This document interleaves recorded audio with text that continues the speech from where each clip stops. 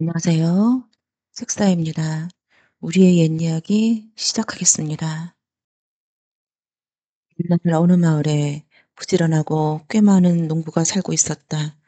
딱딱, 따그락 딱딱, 딱딱, 따그락 딱딱. 농부는 날마다 열심히 자갈밭을 일구었다. 밭을 만들어 감자를 심을 생각이었다. 그런데 밭 근처에 동굴에 도깨비들이 살고 있었다. 저 농부 때문에 시끄러워서 낮잠을 잘 수가 없네. 참다 못한 도깨비들은 농부를 혼내주기로 했다. 도깨비들은 밭으로 가서 농부가 힘들게 골라낸 돌들을 도로 밭에다 갖다 수북히 쌓아 놓았다. 이튿날 밭에 간 농부는 깜짝 놀라고 말았다. 이 근처에 사는 도깨비 짓이 분명해. 이렇게 생각한 농부는 큰 소리로 말했다. 누가 이렇게 돌을 갖다 놓았지? 다행이야. 개똥이나 소똥을 갖다 놓았으면 어쩔 뻔했어. 도깨비들이 이 말을 듣고는 돌을 다 치우고 개똥을 갖다가 수북히 쌓아 놓았다. 이튿날 밭에 온 농부는 무척 기뻤다. 하지만 도깨비들이 듣고 있다는 걸 알고 땅을 치며 거짓으로 울었다. 아이고, 올해 농사는 다 망쳤네. 다 망쳤어. 그러나 그의 밭에 심은 곡식은 너무나 잘된 것을 본 도깨비들은 그제서야 농부에게 속은 것을 알았다. 감히 우리를 속여? 어디 두고 보자. 어느 날 도깨비들은 농부가 빈 반송이를 밟고 괴로워하는 모습을 보게 되었다. 저놈 집 앞마당에 빈 밤송이를 가득 쌓아 놓아야 되겠군. 도깨비들은 밤사이에 농부 집 바닥에 빈 밤송이를 깔아 놓았다. 다음 날 아침 농부가 수북히 쌓인 밤송이를 보고 말했다. 올 겨울은 이 밤송이 땔감으로 충분하겠구나. 화가 난 도깨비들은 그날 밤 방망이를 두들며 말했다. 빈 밤송이들아 모두 알밤으로 변하라. 얍! 농부는 마당 가득 쌓인 알밤을 가져다 팔아 큰 부자가 되었다. 어느 시골 마을에 할머니가 개와 돼지를 기르며 외롭게 살고 있었다. 너희가 없었으면 심심해서 어찌할 살꼬. 할머니는 개와 돼지를 자식처럼 생각했다. 할머니가 들에 나갔다 오면 개는 꼬리를 흔들며 할머니를 반갑게 맞이했다. 하지만 돼지는 밥만 먹고 살만 뒤룩뒤룩 쪘다. 하루는 할머니가 들로 나무를 캐러 갔다. 심심해진 개가 돼지를 찾아갔다. 돼지는 쿨쿨 잠을 자고 있었다. 일어나 돼지야. 손님이 오면 좀 일어나 봐라. 개의 말에 잠을 깬 돼지는 코웃음을 쳤다. 너 같은 얄미운 개가 손님은 무슨 손님? 할머니는 너만 귀여워하잖아. 너에겐 누런 누룽지를 주면서 나에겐 꾸정물만 주고. 내가 밥만 먹고 잠만 자니까 그렇지. 나는 밤새 잠도 안 자고 집을 지키잖아. 걔의 말을 들어보니 그렇듯했다. 그래서 돼지는 결심을 했다. 나도 오늘 밤부터 집을 지켜야지. 그날 밤부터 돼지는 잠도 안 자고 꿀꿀꿀꿀 소리를 질러댔다. 돼지가 병이 났나? 침 놓는 사람을 불러야겠군. 아침이 되자 할머니는 침 놓는 사람을 불러 돼지에게 침을 놓았다. 집을 더 잘 지키라는 침을 놓아주는구나. 돼지는 이튿날 밤 더 크게 울어댔다. 꿀꿀 꽥꽥꽥 꿀꿀 꽥꽥꽥. 할머니는 이웃 사람들이 깰까봐 걱정이 되었다. 다음날 할머니는 결국 돼지를 내다 팔아버렸다. 옛날 어느 마을에 홀어머니와 어린 오누이가 살고 있었다. 어머니는 날마다 고개를 여러 개 넘어 남의 집에 일을 하러 다녔다. 어느 날 어머니가 일을 해주고 떡을 얻어 집으로 돌아오는 길이었다. 첫 번째 고개를 넘자 커다란 호랑이가 나타났다. 어흥, 떡 하나 주면 안 잡아먹지. 어머니는 얼른 떡 하나를 호랑이에게 주었다. 그런데 호랑이는 고개를 넘을 때마다 계속 나타나선 떡을 빼앗아 먹었다. 그리고는 끝내 어머니를 잡아먹고 옷을 걸쳐 입었다. 호랑이가 문 밖에서 온우이를 불렀다. 얘들아, 엄마 왔다. 어서 문 열어라. 우리 어머니 목소리가 아닌데요? 일을 너무 많이 해서 목소리가 거칠어졌단다. 그러면 손을 내밀어 보세요. 호랑이는 얼른 아빠를 밀가루를 묻혀 내밀었다. 우리 어머니 손은 이렇게 하얘지 않아요. 하루 종일 떡을 만들어서 그렇단다. 그러면 얼굴을 보여주세요. 호랑이가 얼굴을 문틈으로 들이미는데 삐죽삐죽 튀어나온 호랑이 털이 보였다. 오누이는 뒷문으로 열고 도망쳐 큰 나무 위로 올라갔다. 얘들아, 어떻게 나무 위로 올라갔니? 호랑이의 물음에 오빠가 얼른 대답했다. 손과 발에 참기름을 바르고 올라왔지?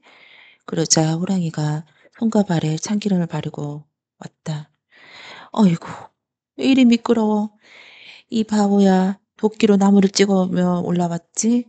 아직 어린 누이 동생이 그만 사실대로 말해버렸다. 그 말을 들은 호랑이는 도끼로 나무를 찍어가며 올라갔다. 오이는, 오누이는 벌벌 떨며 두 손을 모아 빌었다.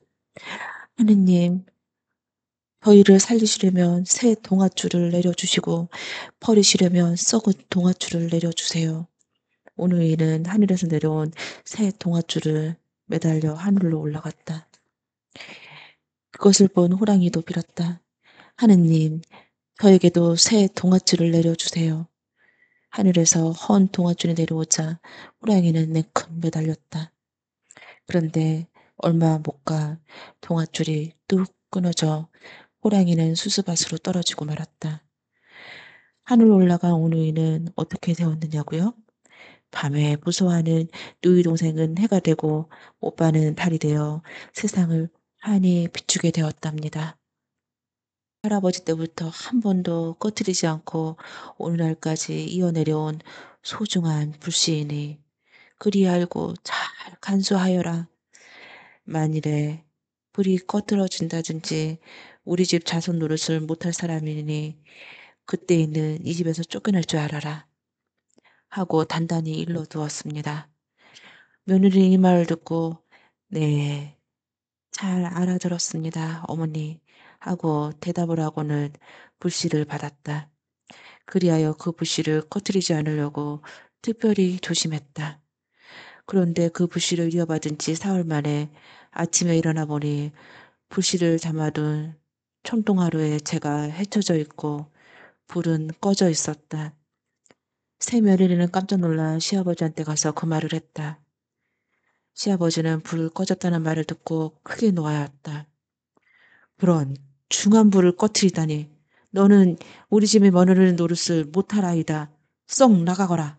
하고 호령했다.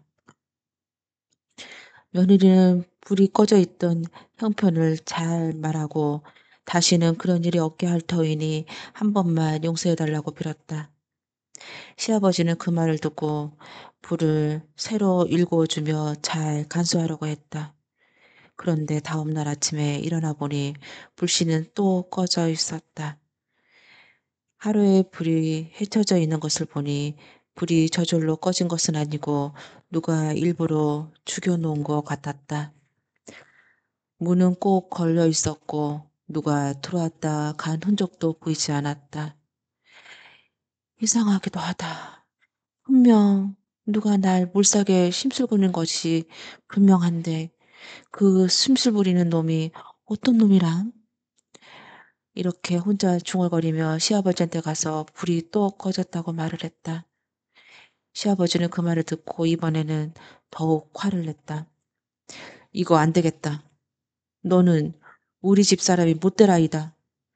한 번도 아니고 두 번씩이나 불을 꺼트리다니. 오늘 당장 친정으로 돌려보낼 테니 서럽다 말고 가거라. 하고 딱 잘라 말했다. 며느리는 자기의 부주의로 불을 꺼트린 것도 아니고 누가 일부러 꺼트린 것 같다고 말을 하며 한 번만 더 봐주시면 다시는 불을 꺼트리지 않겠다고 빌었다. 이러고 보니 시아버지도 할 수 없이 더 이상 말하지 않고 다시 불을 일구어 주었다.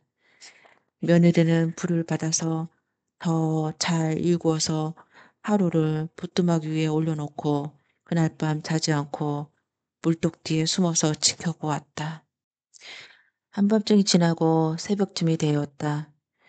한 서너 살쯤 되어 보이는 발가둥이 동자 하나가 어디선지 뛰어들어오더니 아궁이 쪽에 불을 뒤져 헤치고 또 부뚜막 위에 놓인 촌동항아리 불도 헤쳐서 끄고 있었다. 며느리는 일고를 보고 뛰어나가서 그 밝아쓴 동자를 붙잡으려 했다. 그랬더니 동자는 날쌔게 뛰어서 문 밖으로 도망쳐 버렸다. 며느리는 요놈 봐라. 내가 어디로 도망칠 테냐 하면서 뒤돌아 달려갔다. 동자는 잡힐 듯 하며 도망갔다. 며느리는 요놈, 요놈, 걔 섞어라 하며 뒤따라갔다. 그리하여 어느 산꼭대기에 올라가게 되었다. 동자는 계속 도망쳐서 날이 혼해질 무렵에나 어느 돌틈으로 풀포기 사이로 들어가려고 했다. 며느리는 얼른 쫓아가 동자의 머리채를 잡아 끌고 꺼냈다. 그리고 보았김에 서너 번 땅바닥에 태기질을 쳤다. 그러나 동자는 조그마한 상처도 나지도 않고 멀쩡했다. 며느리는 이 동자를 꽉 붙잡아 머리에다 이고 되돌아봤다. 칠째째 꺼트리지 않고 전에 오던 소중한 물실을 꺼트린 요사로운 놈을 바로 이놈입니다. 하고 시부모에게 보이고 싶어서 걸음을 재촉하였다. 한편 이 집에서는 불씨는 꺼져 있고 며느리는 없어져 야단법석이 났다.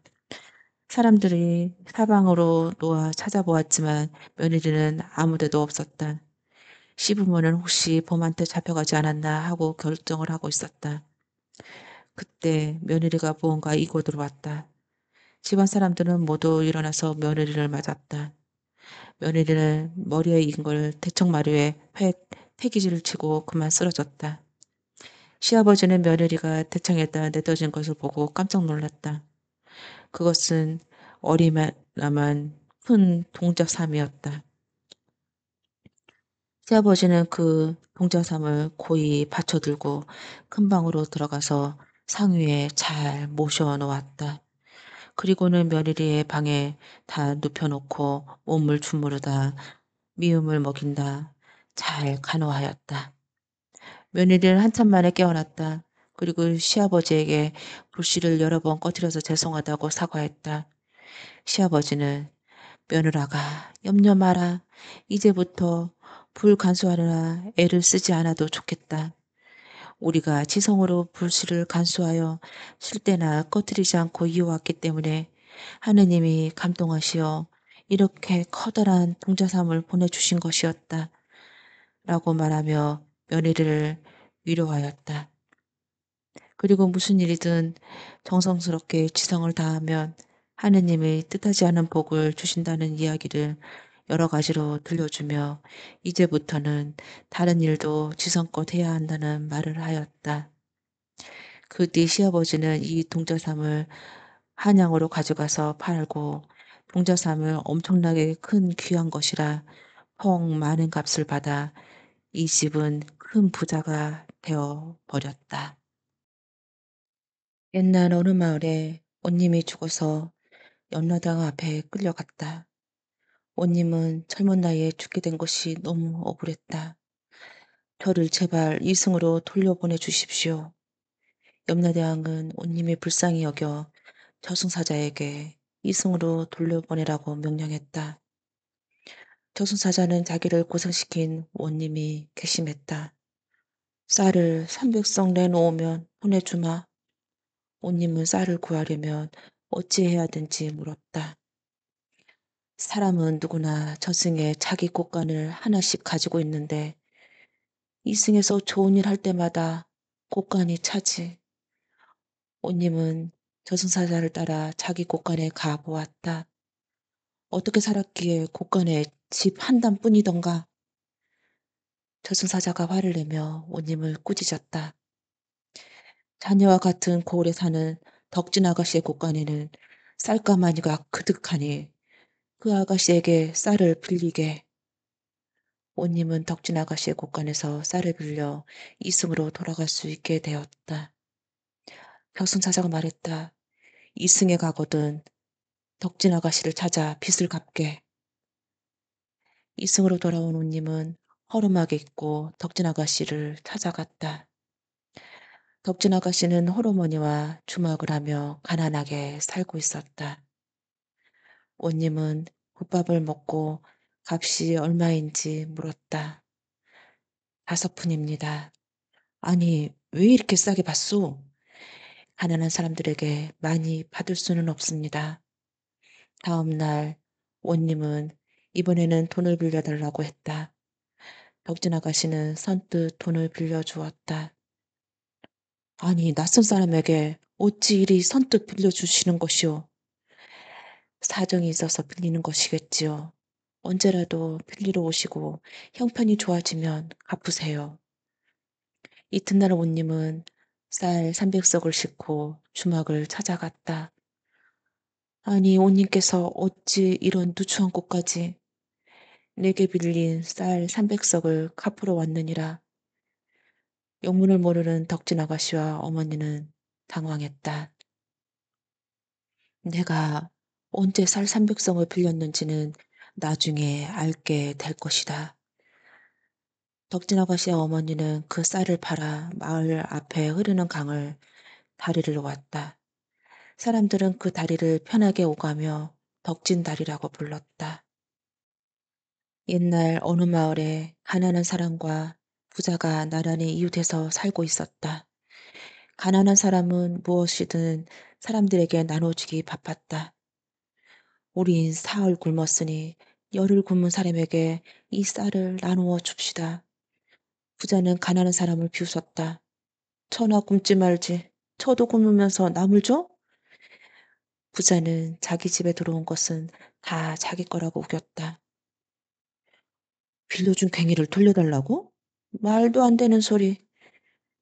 그러다 보니 늘 싸우는 소리가 끊이지 않았다. 어느 날 가난한 사람이 집으로 가는데 부잣집에서 생선 굽는 냄새가 풍겨왔다. 가난한 사람의 뱃속에 꼬르륵 꼬르륵 소리가 났다. 냄새라도 실컷 맡아보자. 가난한 사람이 생선 냄새를 맛있게 맡고 있는데 부자가 나오다가 그 모습을 보았다.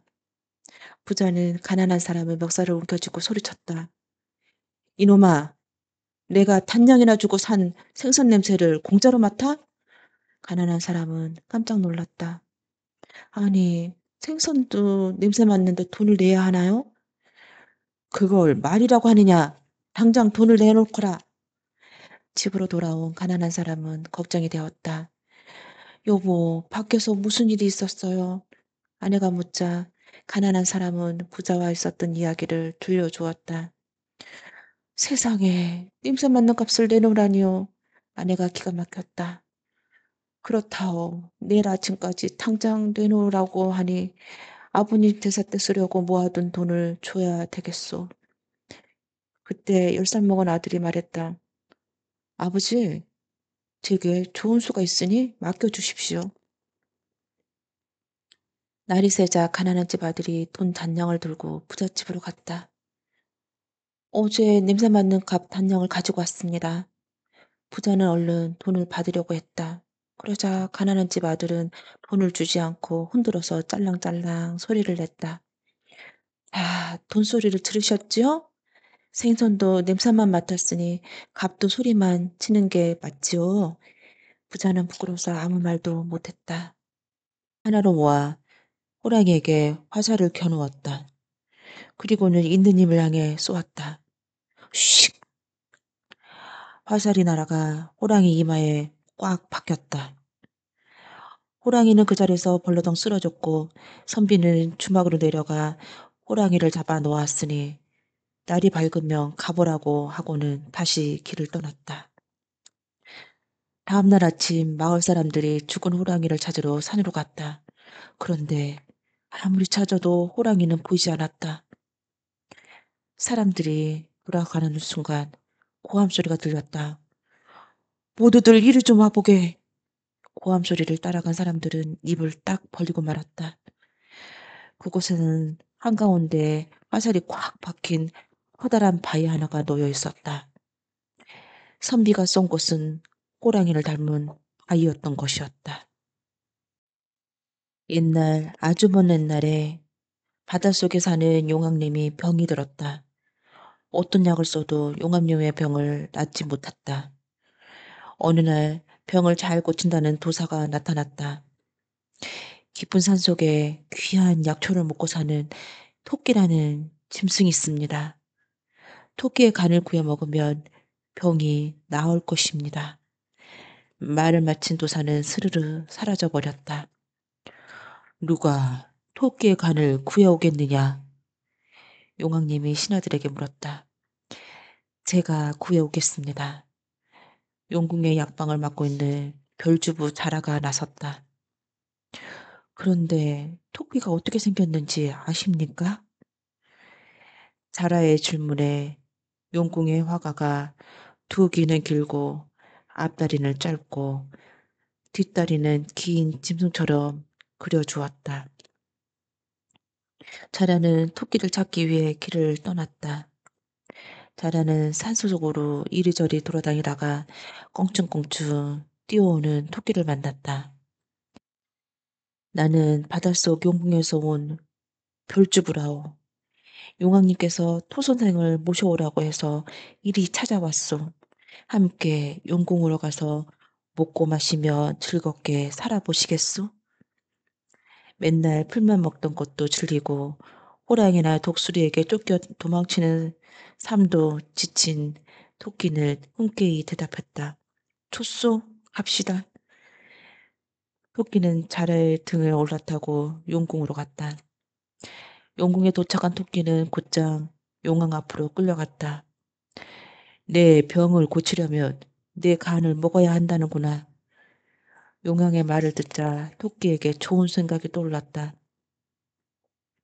제 간을 탐내는 자가 너무 많아 저는 간을 떼어 깊은 산속에 숨겨두고 다닌답니다.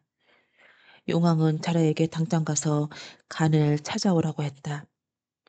자라는 토끼를 등에 태워 다시 땅으로 올라왔다. 여기서 기다릴 테니 얼른 다녀오너라. 야, 어리석은 자라야. 간을 빼놓고 사는 짐승이 어디 있단 말이든. 토끼는 자라를 비웃으며 껑충껑충 뛰어 숲속으로 사라져 버렸다. 옛날, 아주 먼 옛날, 금강산에 도라지라는 여자아이가 살고 있었다. 어머니는 몇 해 전에 병으로 돌아가시고 아버지와 단둘이 살게 되었다. 그런데 어머니 약값으로 채부잣집에 많은 빚을 진 데다 얼마 전 아버지마저 병으로 쓰러져 도라지네는 끼니 때마다 밥 먹기도 힘이 들었다. 우리 집에 와서 일을 해서 빚을 갚아라. 그렇게 해서 도라지는 채부잣집에 종으로 가게 되었다. 하나뿐인 딸이 남의 집에 종으로 떠나게 되자 아버지의 병은 더욱 깊어졌다. 내가 못나서 너를 고생시키는구나. 아버지, 부디 건강하세요. 도라지와 아버지는 서로 부둥켜 안고 울었다. 다음날 새벽, 도라지는 밥을 지어놓고 잠든 아버지에게 큰절을 올린 뒤 길을 떠났다. 피부잣집으로 가는 길에 도라지는 어머니 무덤을 찾아갔다. 어머니, 왜 우리들만 두고 떠나셨어요? 도라지는 울다가 잠이 들어버렸다. 산속의 추위가 도라지 몸을 꽁꽁 얼려버렸다. 가엾게도 도라지는 그 자리에서 얼어 죽고 말았다. 다음해 봄, 금강산에는 아름다운 꽃들이 활짝 피었다. 도라지가 잠들어 죽은 무덤가에도 이를 모를 새싹이 돋아났다. 새싹은 자라서 하얀 꽃송이가 되었고, 사람들은 도라지 역시 꽃이 되었다고 생각하고 그 꽃을 도라지 꽃이라 불렀다. 옛날 마음 착한 나무꾼이 살고 있었다. 어느 날 나무꾼이 연못가에서 나무를 하는데 도끼자루 하나가 뚝 부러지더니 도끼가 연못에 빠져버렸다. 아이고, 내 도끼. 나무꾼이 어쩔 줄 몰라 울고 있는데 연못 한가운데서 산신령이 나타났다. 왜 울고 있느냐? 도끼를 연못에 빠뜨렸습니다. 그렇다면 내가 찾아주마. 산신령은 연못 속으로 사라졌다. 산신령은 번쩍번쩍 빛나는 금도끼를 들고 나타났다. 이 도끼가 내 도끼냐? 아닙니다. 그 도끼는 제 도끼가 아닙니다. 산신령은 잠시 뒤 은도끼를 들고 나타났다. 그러나 나무꾼은 이번에도 아니라며 고개를 내저었다. 산신령은 다시 연못 속으로 들어가더니 이번에는 나무꾼의 새 도끼를 들고 나왔다. 그 도끼가 제 도끼입니다. 그러자 산신령은 껄껄 웃으며 말했다. 참으로 마음씨가 바르구나. 산신령은 금도끼와 은도끼를 모두 나무꾼에게 주었다. 옆마을의 엽순쟁이 나무꾼이 이 소식을 들었다. 엽순쟁이 나무꾼은 나무를 찍는 척하다가 일부러 도끼를 연못에 빠뜨렸다. 아이고, 이를 어쩌나 내 도끼. 잠시 뒤 나타난 산신령에게 욕심쟁이 나무꾼은 금도끼, 은도끼, 쇠도끼가 모두 자기 것이니 찾아달라고 말했다. 이를 괘씸하게 여긴 산신령은 그대로 사라져 버렸다. 욕심쟁이 나무꾼은 금도끼와 은도끼를 얻기는커녕 자기 도끼도 잃어버리고 말았다. 다음에는 남자 비슷하게 생긴 사람이면 무조건 그 근처에 얼씬도 못하게 하였다. 멋모르고 근처에 서성거렸다가는 규칙에 따라 멍석마리를 시켜 마을에서 쫓겨나게 되어 있었다. 음양의 이치가 이렇게 조어라올 줄 누가 알았을까요? 윗마을에는 잠깐 못 간 노총각이 살고 있었고 아랫마을에는 딸 달린 젊은 과부가 살고 있었다. 노총각은 밥을 굶을 정도는 아니었으나 덩치가 크고 우락부락하게 생겨 장가를 못 가고 있었다. 아랫마을 청산가부는 천성이 고와 딸 하나를 데리고 시부모를 봉양하며 살고 있었다. 어느 날 나무를 하러 가다가 우연히 냇가에서 빨래를 하고 있는 청산가부를 본 노총각은 갑자기 가슴에서 나는 말발굽 소리를 들어야 했다. 그때부터 노총각은 자나깨나 앉으나 서나 청산가부 얼굴만 떠오르는 산사병에 걸리고 말았다. 노총각은 어떻게든 과부를 아내로 삼고 싶은데 묘안이 떠오르지 않았다. 당시만 해도 총각과 과부가 결혼한다는 것은 있을 수가 없는 일이었다. 그러다가 문득 어릴 때 이웃 할머니에게 들은 선녀와 나무꾼 이야기가 생각이 났다. 옳지. 총각은 기발한 생각에 무릎을 치고 때를 기다렸다. 그러다가 여자들이 목욕하는 날이 왔다. 노총각은 미리 버르나무 위에 숨어서 여자들이 오기만 기다렸다. 옷을 벗은 한 무리의 여자들이 수다를 떨며 물속으로 들어갔다. 노총각은 눈여겨봐둔 과부의 옷을 슬그머니 가져갔다. 목욕을 마친 여자들이 하나둘씩 옷을 찾아 입고 집으로 돌아갔다. 다른 여자들이 다 돌아가고 과부는 잃어버린 옷을 찾아 주변을 두리번거리고 있었다. 워낙 마을의 규칙이 엄격하게 지켜지고 있는 터라 누가 감췄을 거라고 생각도 못했다. 그런데 그때 어둠 속에서 노총각이 슬그머니 과부 앞으로 나타났다. 저기 누구요? 기겁을 하는 과부가 놀라 주저앉고 말았다. 쉿! 놀라지 마시오. 난 윗마을에 사는 노총각이요. 노총각이 누가 들을까봐 손가락을 입에 갖다 대며 목소리를 낮추었다. 왜 이러시는 거예요? 새 옷을 돌려주세요. 오래전부터 당신을 흠모해 왔소. 내 마음을 받아주면 안 되겠소? 노총각은 민망해하는 과부에게 시선을 떼면 비스듬히 돌아섰다. 무슨 말씀을 하시는 거예요? 얼른 제 옷을 이리 주세요. 내 마음을 받아주기 전까지 절대 줄 수가 없소.